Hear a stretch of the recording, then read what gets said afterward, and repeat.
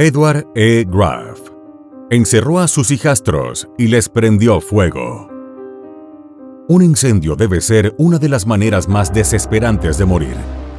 No todos saben que la mayoría de las veces es el humo y no el fuego el que provoca los fallecimientos, bien sea por la falta de oxígeno o por la concentración de cianuro o monóxido de carbono. Sin embargo, está claro que sentirse acechado por el fuego debe ser la peor de las pesadillas. Y pensar en dos niños expuestos a ese horror es una escena profundamente escalofriante. Y más aún, si fue uno de sus padres el autor de la atrocidad. Hola a todos, mi nombre es Héctor y 3 veces por semana en este canal te traeremos los crímenes que han impactado a todo el mundo, desde desapariciones hasta los más terribles asesinatos, injusticia, impunidad, corrupción y las más duras sentencias serán los acompañamientos de estas historias. Antes de comenzar con el relato, te pido que te suscribas y actives la campanita con todas las notificaciones. Tampoco olvides dejar tu like, ya que de esa manera podré seguir creando contenido. Sin nada más que decir, analicemos juntos todos los detalles de esta historia criminal. En Estados Unidos, entre 1976 y 2005, se cometieron cerca de 500 filicidios cada año, según un estudio de la revista Forensic Science International. 6 de cada 10 victimarios fueron hombres, y el 10% de las víctimas fueron asesinadas por sus padrastros o madrastras. En la década de 1980, Ed Graff residía en Hewitt, Texas.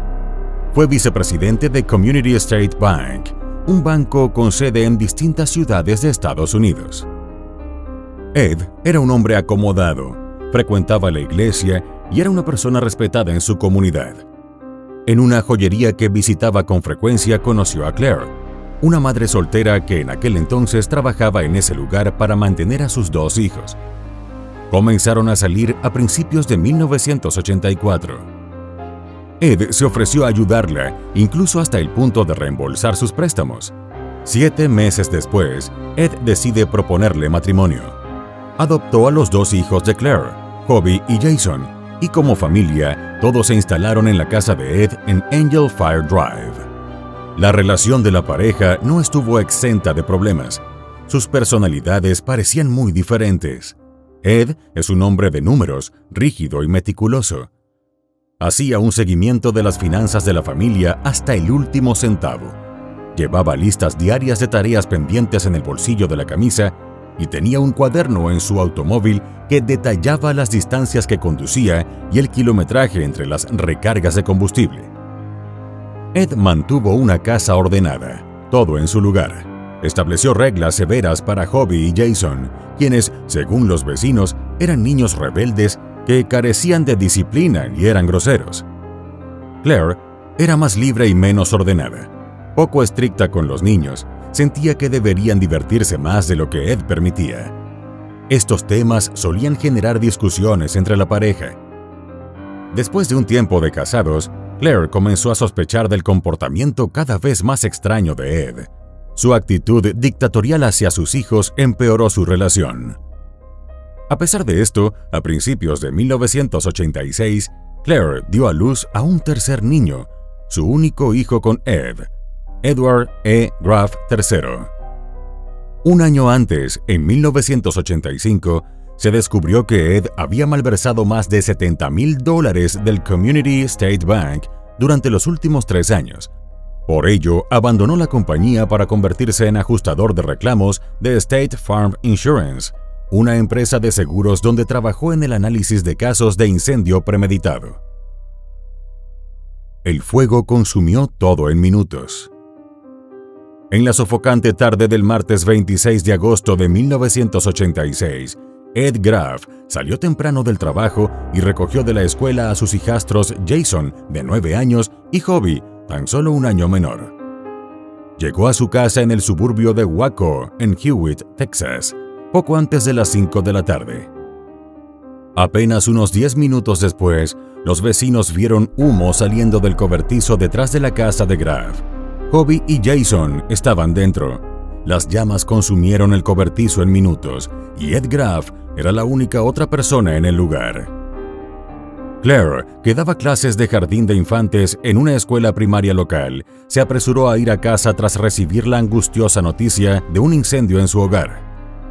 Al llegar, se consiguió la terrible escena. Las miradas de dolor de los vecinos reunidos alrededor del camino de entrada.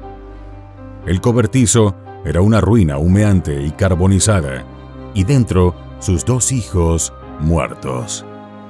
Ed fue quien le transmitió lo ocurrido. «Los chicos se han ido». «¿A dónde?», le preguntó ella. Pensó que tal vez se habían escapado a alguna parte. Claire nunca olvidaría la angustiosa respuesta de Ed. «Kobe y Jason están muertos». Todo apuntaba a que un fatal accidente había causado el incendio del cobertizo en donde jugaban los niños. Esa era la conclusión inicial de los investigadores, y por eso la escena del incendio fue destruida. El cobertizo fue demolido y transportado a un vertedero local. Los bomberos pensaron que les estaban haciendo un favor a los Graff. No querían que la pareja viera el cobertizo quemado cuando se despertaran la mañana siguiente. Pero pronto hubo sospechas. Mientras Claire necesitó mucha fortaleza emocional para atravesar el dolor de esta tragedia, Ed, por su parte, parecía estar perfectamente bien. La familia de Claire comenzó a dudar de Ed, quien había contratado pólizas de seguro de vida para los niños 2 meses antes del incendio, valoradas en $50,000 por cada niño. Días después del suceso, presentó los documentos ante el seguro para cobrarlas. Claire se fue a vivir con sus familiares junto a su bebé de 6 meses. Las sospechas contra Ed aumentaban. Recordó Claire que él había insistido en que los niños mantuvieran las etiquetas en su nueva ropa escolar y tras su muerte la devolvieron a la tienda. Además, se había olvidado de comprar más cereal para los niños, algo que llamaba mucho la atención en un hombre en exceso planificado y metódico. La familia también recordó una particular conversación ocurrida a principios de ese año, cuando Ed contó que, gracias a su nuevo trabajo, entendió cómo el incendio provocado era uno de los delitos más difíciles de resolver porque el fuego quemaba las pruebas de su generación. Todo por dinero. Con todos estos elementos de sospecha, los fiscales acusaron a Graff de encerrar a los 2 niños en un cobertizo detrás de su casa en Hewitt y prenderles fuego para cobrar el dinero del seguro. En el juicio celebrado en 1988, Ed refutó la acusación. Testificó que compró las pólizas de los 3 niños, incluido su hijo pequeño, con el propósito de ahorrar dinero para la universidad. De hecho, el padre de Graff había comprado una póliza similar para Ed cuando era niño, de la misma compañía de seguros, una póliza que actúa como una cuenta de ahorros para la matrícula. ¿Podría ser simplemente una coincidencia? Pero los fiscales describieron a Ed Graff como un hombre con 2 lados, un tipo Jekyll y Mr. Hyde. Así lo nombró ante el jurado Vic Feazell, el fiscal de distrito del condado de McLennan en ese momento. Podría parecer un banquero apacible y un ajustador de seguros, pero en el fondo era un hombre controlador, celoso y violento, aseguró. Claire contó en el estrado que su matrimonio estaba enfrentando problemas y que planeaba dejar a su marido. También reveló que Ed se había comportado de manera extraña durante los días previos al incendio. Pasó de ser un hombre obsesivamente organizado a olvidar surtir los medicamentos de los niños y el cereal del desayuno, fallas que nunca antes habían sucedido. Todo indicaba que Ed sabía que esos niños no estarían cerca, dijo Feazell al jurado. Graff, sin embargo, insistió repetidamente en que era inocente, sugiriendo que los chicos podrían haber provocado el fuego por accidente. Testigos declararon que a Hobie y Jason Graff les gustaba jugar con fósforos. Pero para Claire no había dudas. Fue como un rompecabezas. Juntamos todas las piezas y quedó muy claro. No tenía ninguna duda en mi corazón, incluso antes de que dictaran que fue un incendio provocado. Edward E. Graff Jr. fue declarado culpable de homicidio capital y sentenciado a cadena perpetua en 1988. ¿Culpable o no? Ed negó su culpabilidad desde su acusación en 1988 sin descanso. En 2014 pudo obtener un nuevo juicio, alegando fallas en las pruebas presentadas 26 años atrás. El 11 de enero de 2014, Ed Graff finalmente consiguió otro día en la corte para impugnar la evidencia. El juez de distrito estatal retirado George Allen convocó la audiencia para decidir sobre el recurso de habeas corpus de Graff, que buscaba solicitar un nuevo juicio según la solicitud que presentó su abogado Walter Reeves. El nuevo proceso judicial fue posible luego de que la oficina del jefe de bomberos del estado concluyera que dos investigadores que testificaron en contra de Graff en 1988 malinterpretaron fotografías y otras pruebas cuando dijeron que el fuego se había iniciado intencionalmente. El testigo estrella del segundo juicio fue Doug Carpenter, un científico de incendios conocido a nivel nacional en Estados Unidos que trabaja en Maryland. Carpenter evaluó las pruebas de incendio provocado y se enfocó en probar varias hipótesis sobre cómo comenzó el incendio, usando el método científico. Carpenter no dejó ninguna duda sobre su conclusión. El incendio de la casa de Graff había sido accidental. ¿Hay algo en la evidencia que ha visto que indique que esto fue un incendio intencional?, le preguntó a Reeves. No hay evidencia para poder formular una hipótesis válida que indique que se trata de un incendio provocado, afirmó el especialista. En 2009, el periodista Dave Mann publicó en el periódico The Observer un reportaje titulado Víctima de las circunstancias, donde detalla la evidencia defectuosa que, según el texto, se usó contra Graff. Afirma que los investigadores en ese momento malinterpretaron las pistas y los patrones de vertido en el piso y de quemado en las paredes de madera, para afirmar que Graff había vertido gasolina en el piso del cobertizo, la encendió y encerró a los niños dentro. Se trataba, según especialistas que entrevistó en ese momento, de una comprensión ahora obsoleta del fuego.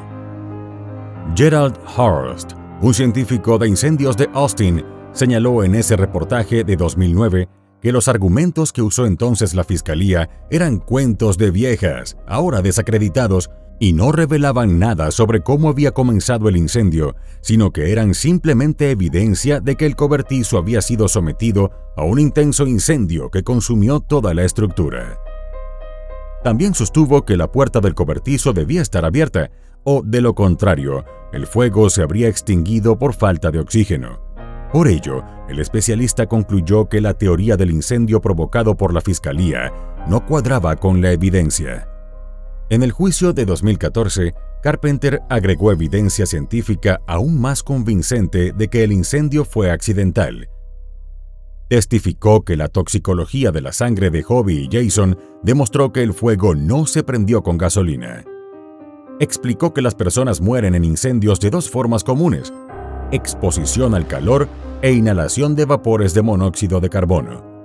El monóxido de carbono permanece estable en la sangre después de la muerte y puede ofrecer pistas sobre cómo comenzó el incendio. Las víctimas de incendios de gasolina que se propagan rápidamente y que superan a las víctimas con exposición al calor tienen niveles más bajos de monóxido de carbono en la sangre. Eso se debe a que dejan de respirar los vapores con bastante rapidez y mueren por la exposición al calor.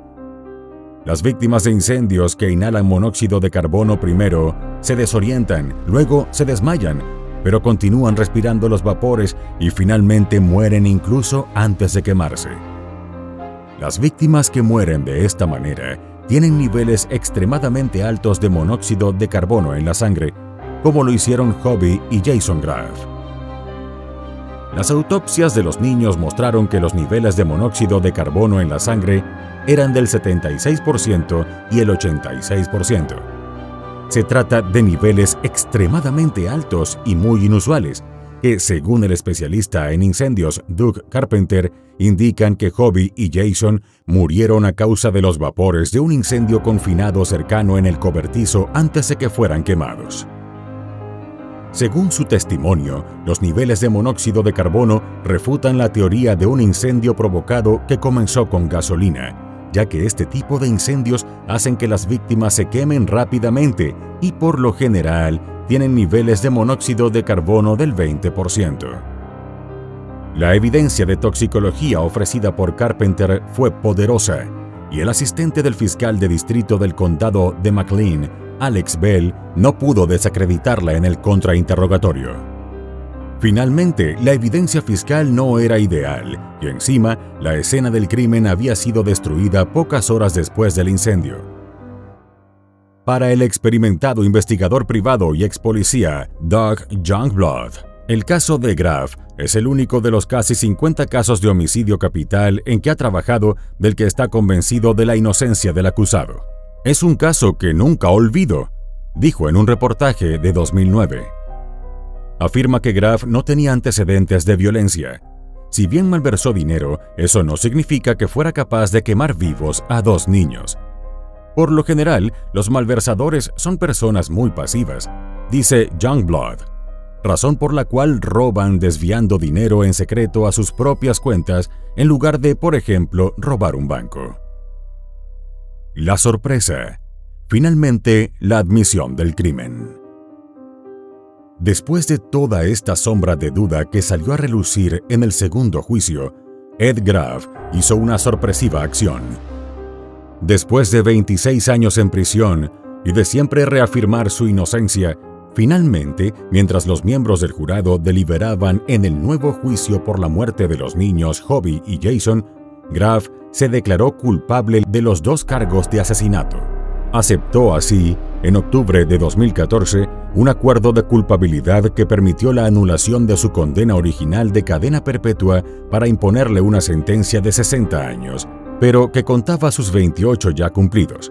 El acuerdo le hizo elegible de inmediato para solicitar la libertad condicional. 7 días después de admitir el crimen, Graff, de 62 años, recibió crédito por su buena conducta y fue liberado en el Centro de Rehabilitación en El Paso, Texas, para ser sometido al programa de supervisión superintensivo hasta el 29 de abril de 2048, que contempla el uso obligatorio de un rastreador en el tobillo, un toque de queda estricto y un horario semanal detallado. Se mudó a Kerrville, Texas, y tiene prohibido residir en ciertos condados del estado. En febrero de 2018, la Junta de Indultos de Libertad Condicional de Texas permitió que Graff se quitara el rastreador de su tobillo. Según los informes, reside en Kerrville y trabaja en una empresa de construcción. Graff tuvo una vida que muchos admirarían: un buen trabajo, bonita casa, linda familia. El incendio en el que murieron sus hijastros arrasó todo eso. ¿Él lo provocó? ¿O admitió la culpa como parte de un acuerdo que luego le permitió salir en libertad? ¿Dónde está la verdad?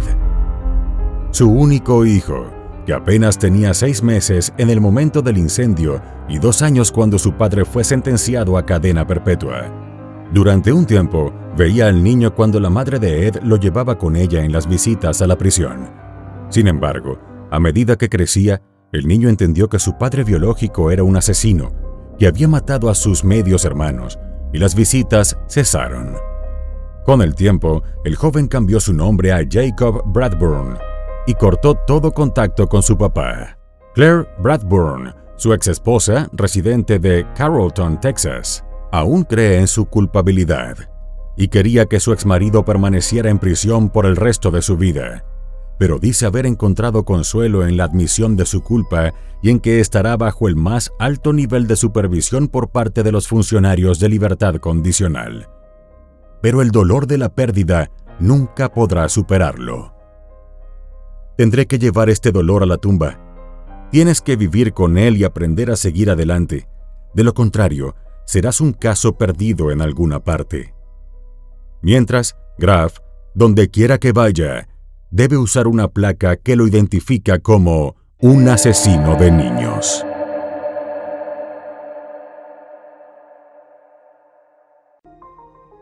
Y bueno, querido espectador, aquí termina la historia criminal del día de hoy. Me interesaría mucho saber tu opinión, así que te pido que la dejes en los comentarios del video. siempre con respeto a la víctima y su familia. Podemos debatir, pero siempre con el respeto que todos merecemos. De nuevo te recuerdo que te suscribas y dejes un like para dejarme saber que mi trabajo es de tu agrado. Buenas noches. Hasta la próxima historia criminal.